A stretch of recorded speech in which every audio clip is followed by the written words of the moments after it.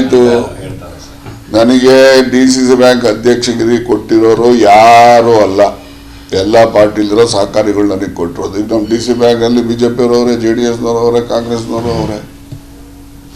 ಆಯಿತು, ಇವರೆಲ್ಲ DCC bank ಇವ್ರಿಗೆಲ್ಲ ತಾಕತ್ತಿದ್ರೆ ಚುನಾವಣೆ ಬರ್ತೈತೆ, ಮುಂದಿನ ವರ್ಷ ಚುನಾವಣೆಯಲ್ಲಿ ಮಾಡೋಕ್ಕೆ ಹೇಳಿ ಇವ್ರಿಗೆಲ್ಲ. ಯಾರ್ಯಾರು ಇದಾರಲ್ಲ ಇವರೆಲ್ಲ ಯಾರ್ಯಾರು ಮಾಡಬೇಕು ಅಂತೇಳಿ ಇವರೆಲ್ಲ ನಮಗೇನು ಯಾವನೇನು ಅಧಿಕಾರ ಬಾರಪ್ಪ ಇಲ್ಲಿ ಕೊಡ್ತೀನಿ ಅಂತ ಏನು ಕೊಟ್ಟಿಲ್ಲ. ನಾನು ಇರೋರ್ಥ ಕಿತ್ಕೊಂಡಿರೋ ನಾನು ಇರೋದನ್ನು ಉಳಿಸ್ಕೊಂಡು ಹೋಗ್ತೀನಿ. ಬೇಕಾದ್ರೆ ಚಾಲೆಂಜ್ ಮಾಡೋಕ್ಕೆ ಹೇಳಿ ಅವ್ರಿಗೆಲ್ಲ. ಯಾರು ಬೇಕಾದ್ರೆ ವರ್ಷಕ್ಕೆ ಎಲೆಕ್ಷನ್ ಐತೆ, ಚಾಲೆಂಜ್ ಮಾಡಲಿ, ಎಲ್ಲರೂ ಮಾಡಿ ಕಿತ್ಕೊಂಡ್ಬಿಡ್ಲಿ. ನಾನು ಬೇಡ ಅಂತೀನ. ಸಪೋರ್ಟರ್ ಅನ್ನೋ ಕಾರಣಕ್ಕೆ ಈ ರೀತಿ ಆಗಿದೆ ಅನ್ನುವಂಥದ್ದು. ಯಾರಿಗೆ ಇದರಲ್ಲಿ ಯಾವ ಸಪೋರ್ಟು ಯಾವುದು ಅದು ಇದು ಎಲ್ಲ ಏನಿಲ್ಲ ರೀ, ಅವೆಲ್ಲ ಸುಳ್ಳು. ಸುಮ್ಮನೆ ಅವರೆಲ್ಲ ಯಾಕೆ ತರಕ್ಕೆ ಹೋಗ್ತೀನಿ.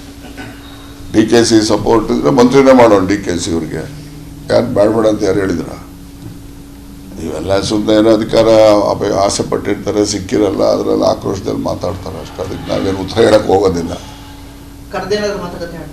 ಯಾರು ಯಾರನ್ನು ಕರೆಯೋನಲ್ಲ, ಮಾತಾಡೋನು ಅಲ್ಲ, ಬಂದವನಿಗೆ ಮಾತಾಡೋನು ಅಷ್ಟೇ. ನಾನು ಕರೆದೆ ಅವನು ಮಾತಾಡ್ದ ದೊರೆದು ನನಗೇನಿಲ್ಲ. ಸರಿ ಹೋಗುತ್ತೆ, ಏನು ತೊಂದರೆ ಆಗಲ್ಲ. ಯಾವುದು ಸರಿ ಹೋದ್ರೆ ಹೋಗ್ಲಿ, ಸರಿ ಹೋಗದೆ ಹಿಂಗೆ ಇರ್ಲಿ, ಏನಂತ ಅದಕ್ಕೂ ತಯಾರು.